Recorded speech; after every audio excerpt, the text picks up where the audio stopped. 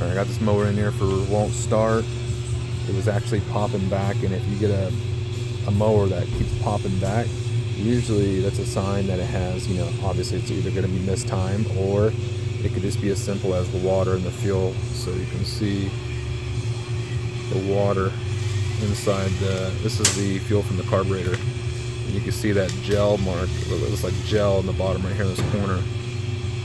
But yeah, so we'll carb rebuild and she'll be ready to go.